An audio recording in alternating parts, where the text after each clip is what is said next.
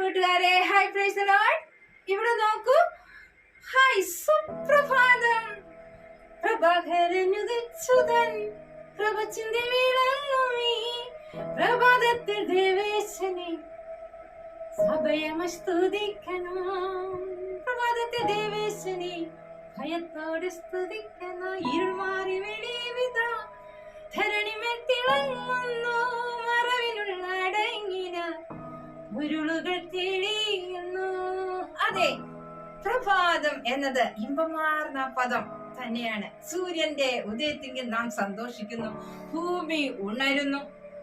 മാത്രമല്ല, കിളികൾ മധുരമായി പാടുന്നു, പൂമുട്ടുകൾ വിരിയുന്നു, നറുമണം പരത്തുന്നു, പൂവാറ്റകളും കുരുവികളൊക്കെ ഉല്ലസിക്കുന്നു, പൂക്കളിൽ നിന്ന് തേൻ നുകരുന്നു. മാത്രമല്ല, സൂര്യപ്രഭ വെള്ളത്തിലേക്ക് നാം കാണാറുള്ളതാണ് അല്ലെ. കടലിലെ വെള്ളത്തിലോട്ടൊക്കെ തട്ടുമ്പോൾ അതിങ്ങനെ തിളക്കമുണ്ടാകുന്നു, ഇളം കാറ്റ് വീശുന്നു. അതുപോലെ ഇങ്ങനെ രോമാഞ്ചം നൽകുന്ന ഉദയ പ്രഭാതത്തിങ്കല് നമ്മുടെ നീതി സൂര്യന്റെ വചനം ധ്യാനിക്കുമ്പോൾ ജഡത്തിലെ ആത്മാവിലെയും കന്മഷം നീങ്ങുന്നു. സ്വപ്നത്തിൽ പോലും അല്ലെ നമ്മളെ ആകുല ചിന്തകളും സർവ്വതും കർത്താവിന്റെ വചനത്തിങ്കൽ, ഉദയസൂര്യന്റെ വചനത്തിങ്കൽ നീങ്ങുകയാണ്. മാത്രമല്ല, അതിലൂടെ നമുക്ക് പുതുജീവനം, ചൈതന്യവും ഒക്കെ വിശുദ്ധിയും ലഭിക്കുന്നു, ദൈവസ്നേഹം വർദ്ധിക്കുന്നു.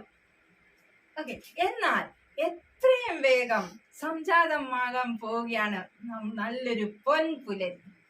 അതെ, ഉദയ സൂര്യനായ യേശു കർത്താവിന്റെ പൊൻപുലരി.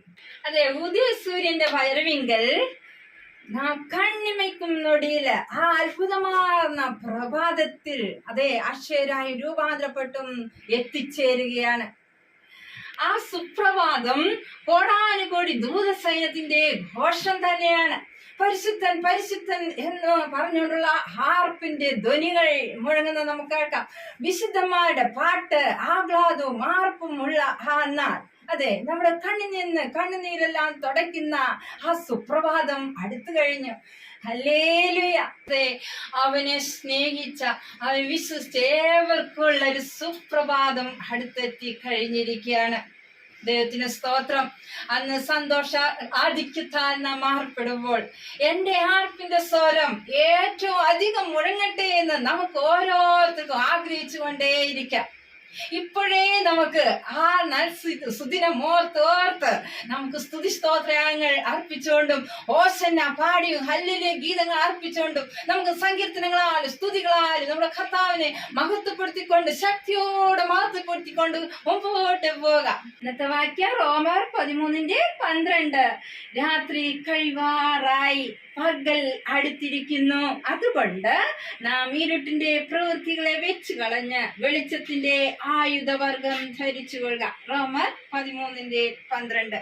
രാത്രികാലം തീർന്നിടാറായി, പ്രഭാതമെത്തി, പ്രഭാതതാരം യേശുവാനിൽ വന്നിടാറായി. എന്നും എൻ ഗാനമീതൊന്നു മാത്രം, എന്നും എൻ ഗാനമീതൊന്നു മാത്രം. എന്തു മാറ്റം വന്നു എന്നിൽ. God bless you.